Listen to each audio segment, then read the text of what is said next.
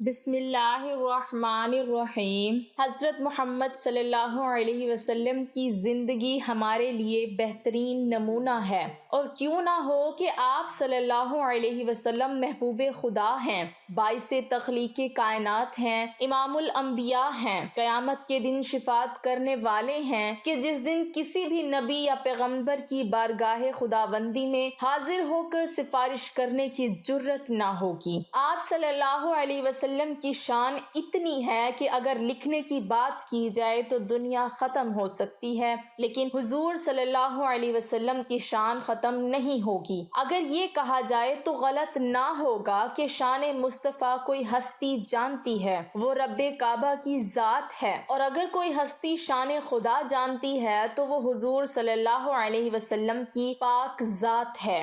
اور آج کی ویڈیو حضور صلی اللہ علیہ وسلم کی زندگی کا وہ واقعہ ہے جو ہمارے لیے مشعل راہ ہے، اور یہ واقعہ حضور علیہ الصلاۃ والسلام کی شیطان کے ساتھ ہونے والی ملاقات اور اس سے ہونے والے سوالات کے بارے میں ہے۔ اس سے پہلے کہ ہم آپ کو اس ہونے والی ملاقات کے احوال سے آگاہ کریں، یہ بتانا بھی ضروری ہے کہ جب رب کعبہ نے حضرت آدم علیہ السلام کی تخلیق فرمائی، فرشتوں اور شیطان کو آدم علیہ السلام کے حضور سجدہ تعظیمی کرنے کو کہا تو یہ انکاری ہوا کہ اللہ تعالیٰ نے اس لعین کو لعنت کے طوق کے ساتھ جنت سے نکال پھینکا۔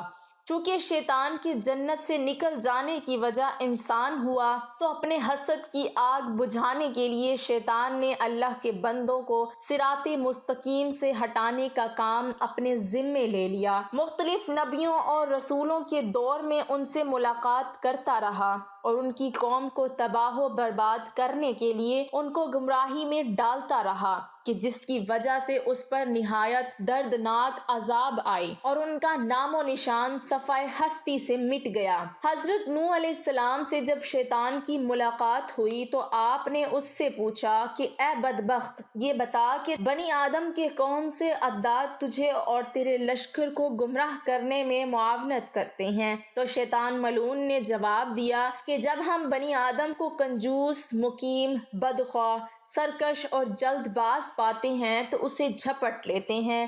جب کسی انسان میں یہ تمام عادات جمع ہوتی ہیں تو ہم اس کا نام شیطان یعنی سرکش رکھتے ہیں۔ جب حضرت موسیٰ علیہ السلام سے شیطان کی ملاقات ہوئی تو شیطان نے آپ علیہ السلام سے کہا، اے موسیٰ، اللہ تعالیٰ نے آپ کو اپنی رسالت کے لیے مبعوث فرمایا ہے اور آپ سے ہم کلام ہوا ہے، میں بھی خدا کی مخلوق میں شامل ہوں اور مجھ سے ایک گناہ سرزد ہوا ہے، اب میں توبہ کرنا چاہتا ہوں، آپ میرے پروردگار کے پاس سفارش کریں کہ میری توبہ قبول کرے۔ حضرت موسیٰ علیہ السلام نے اللہ تعالیٰ سے دعا کی، حکم ہوا کہ اے موسیٰ، ہم تیری حاجت بھر لائے۔ پھر حضرت موسیٰ علیہ السلام شیطان سے ملے اور کہا کہ مجھے ارشاد ہوا ہے کہ تو آدم علیہ السلام کی قبر کو سجدہ کرے تو تیری توبہ قبول ہوگی۔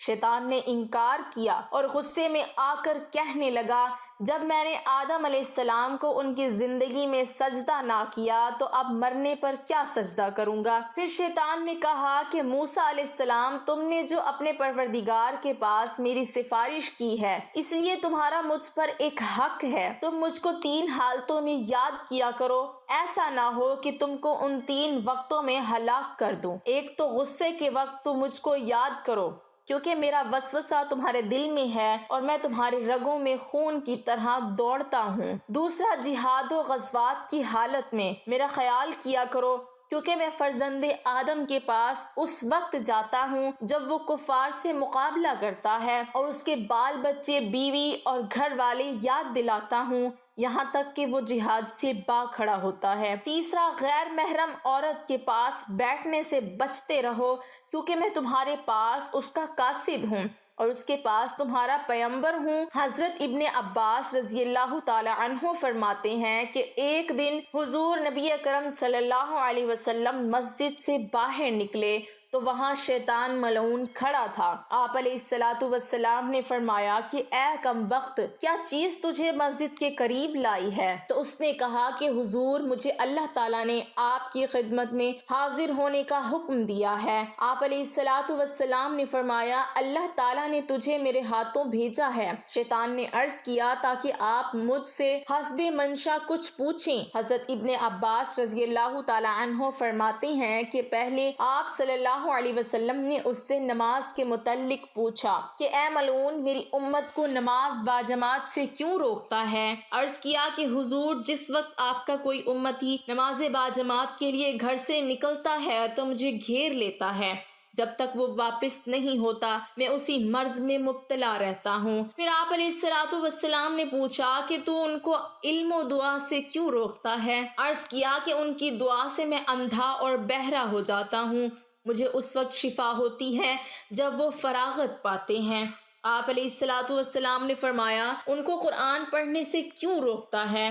عرض کیا کہ رات سے میں گلے کی طرح آگ میں پگھلتا رہتا ہوں۔ پھر آپ نے فرمایا، ان کو جہاد سے کیوں روکتا ہے جبکہ وہ جہاد کے لیے نکلنے کا ارادہ کرتے ہیں؟ عرض کیا، جب وہ جہاد کے لیے نکلتے ہیں تو اس وقت میرے قدموں میں زنجیر ڈالے جاتے ہیں یہاں تک کہ وہ واپس نہ لوٹے۔ اسی طرح جب وہ حج کو جاتے ہیں ان کی واپسی تک میرے گلے میں توق اور پاؤں میں زنجیر ڈالے جاتے ہیں۔ اسی طرح جب وہ صدقہ کا ارادہ کرتے ہیں تو میرے سر پر کلہاڑے چلتے ہیں جو مجھے ایسے کاٹتے ہیں جیسے لکڑیوں کو کاٹا جاتا ہے۔ اللہ تعالیٰ سے دعا کرتے ہیں کہ اپنے پیارے نبی حضور صلی اللہ علیہ وسلم کے صدقے وسیلہ جلیلہ سے ہمیں دین اسلام پر چلنے کی توفیق عطا فرمائے، شیطان کے شر سے بچنے کی توفیق عطا فرمائے، ہمارا خاتمہ بالایمان فرمائے اور جنت الفردوس میں اعلیٰ مقام عطا فرمائے۔ آمین ثم آمین۔